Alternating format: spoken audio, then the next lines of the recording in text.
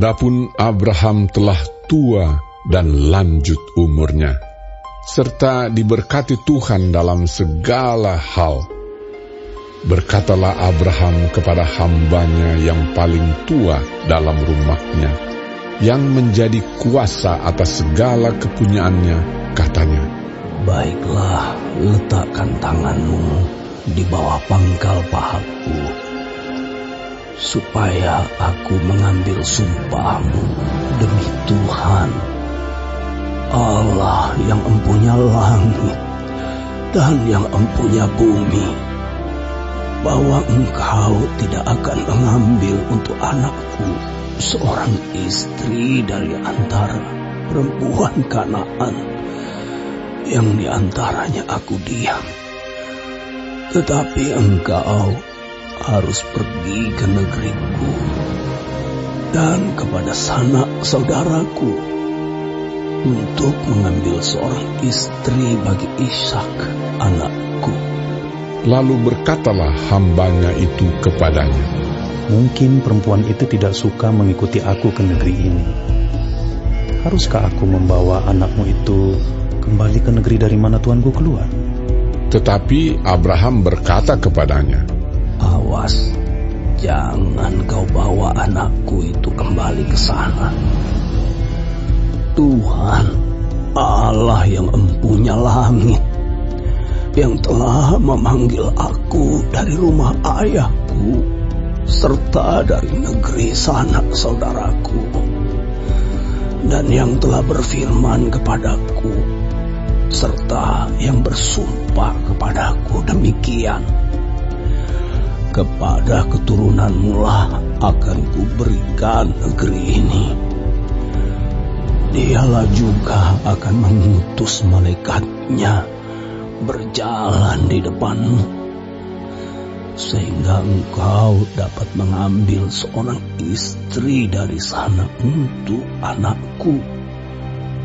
Tetapi jika perempuan itu tidak mau mengikuti engkau, maka lepaslah engkau dari sumpahmu kepadaku ini.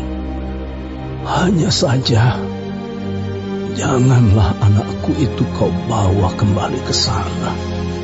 Lalu hamba itu meletakkan tangannya di bawah pangkal paha Abraham, tuannya, dan bersumpah kepadanya tentang hal itu.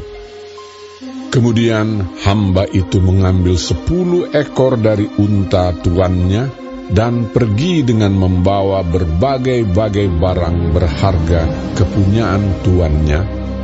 Demikianlah ia berangkat menuju Aram Mesopotamia ke kota Nahor. Di sana disuruhnyalah unta itu berhenti di luar kota dekat suatu sumur pada waktu petang hari, waktu perempuan-perempuan keluar untuk menimba air. Lalu berkatalah ia, "Tuhan, Allah Tuhanku Abraham, buatlah kiranya tercapai tujuanku pada hari ini. Tunjukkanlah kasih setiamu kepada Tuanku Abraham. Di sini aku berdiri di dekat mata air, dan anak-anak perempuan penduduk kota ini datang keluar untuk menimba air. Kiranya terjadilah begini, anak gadis, kepada siapa aku berkata, 'Tolong miringkan buyungmu itu, supaya aku minum,' dan yang menjawab, 'Minumlah, dan unta-untamu juga akan kuberi minum.' Dialah kiranya yang kau tentukan bagi hambamu Ishak. Maka dengan begitu akan ku ketahui bahwa engkau telah menunjukkan kasih setiamu kepada tuanku itu." Sebelum ia selesai berkata, maka datanglah Ribka yang lahir bagi Betuel, anak laki-laki Milka, istri Nahor, saudara Abraham. Buyungnya dibawanya di atas bahunya. Anak gadis itu sangat cantik parasnya, seorang perawan, belum pernah bersetubuh dengan laki-laki. Ia turun ke mata air itu dan mengisi buyungnya, lalu kembali naik. Kemudian berlarilah hamba itu mendapatkannya serta berkata, "Tolong beri aku minum air sedikit dari buyungmu itu." Jawabnya, "Minumlah, Tuan." maka segeralah diturunkannya buyungnya itu ke tangannya, serta diberinya dia minum. Setelah ia selesai memberi hamba itu minum, berkatalah ia, "Baiklah, untuk unta-untamu juga kutimba air, sampai semuanya puas minum."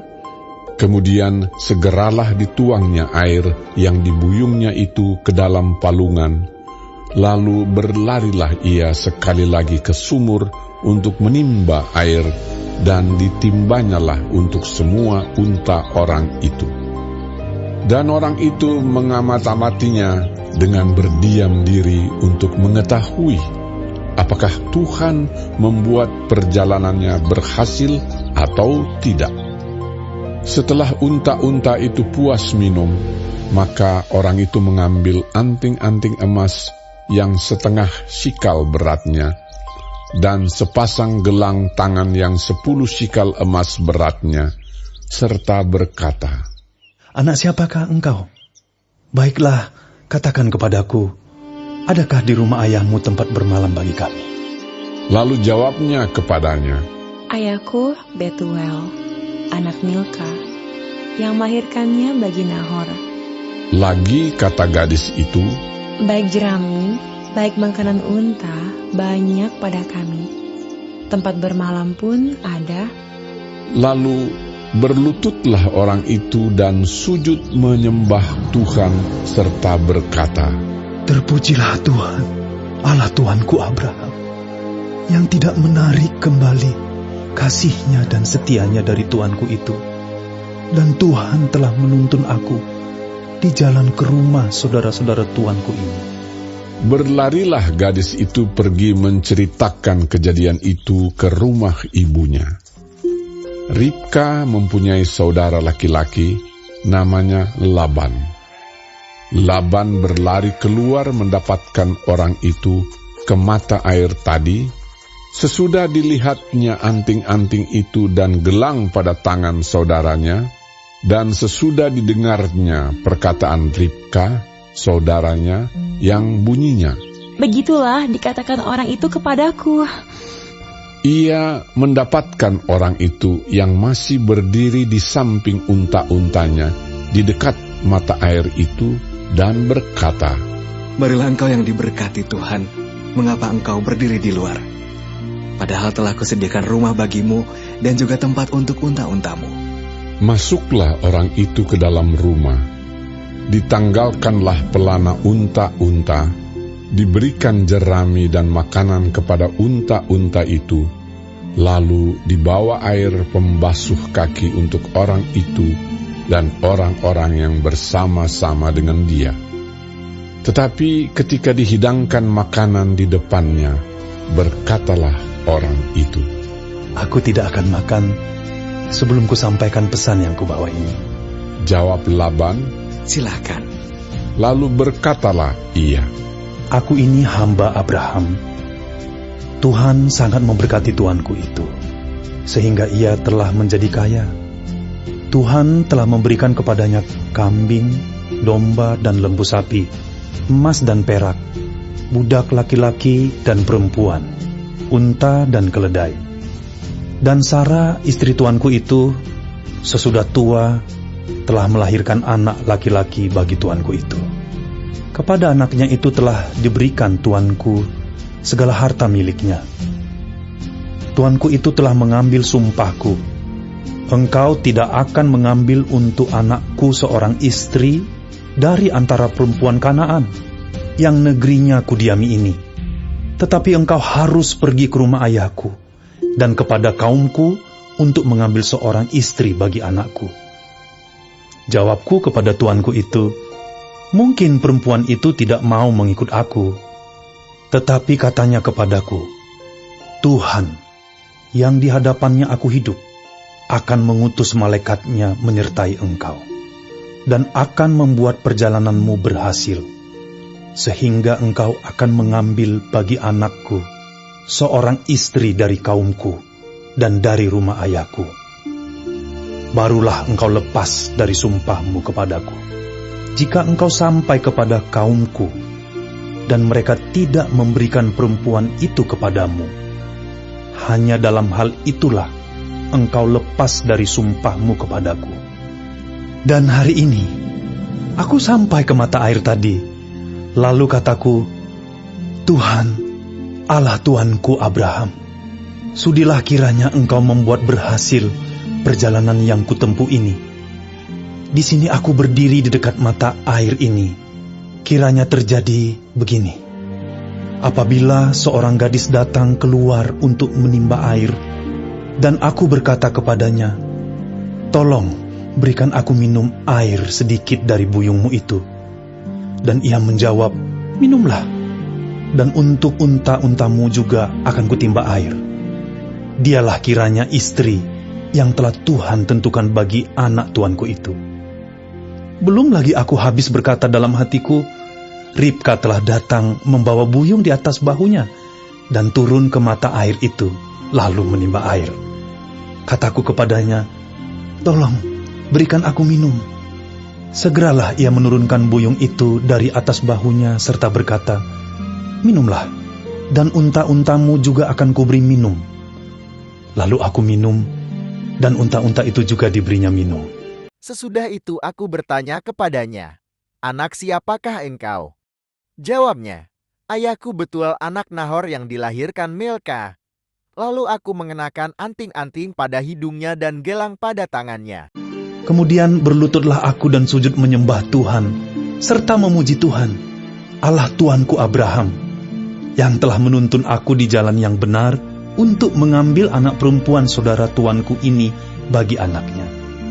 Jadi sekarang, apabila kamu mau menunjukkan kasih dan setia kepada tuanku itu, beritahukanlah kepadaku, dan jika tidak, beritahukanlah juga kepadaku, supaya aku tahu entah berpaling ke kanan atau ke kiri. Lalu Laban dan Betuel menjawab, semuanya ini datangnya dari Tuhan.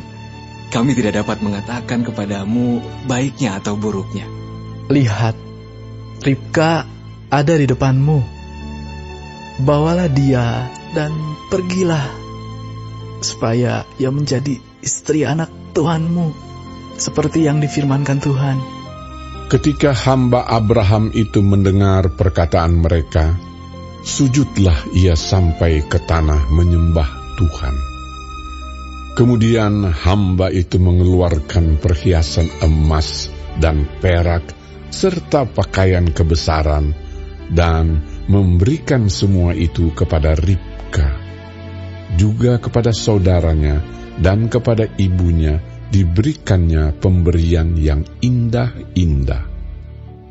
Sesudah itu makan dan minumlah mereka, ia dan orang-orang yang bersama-sama dengan dia, dan mereka bermalam di situ.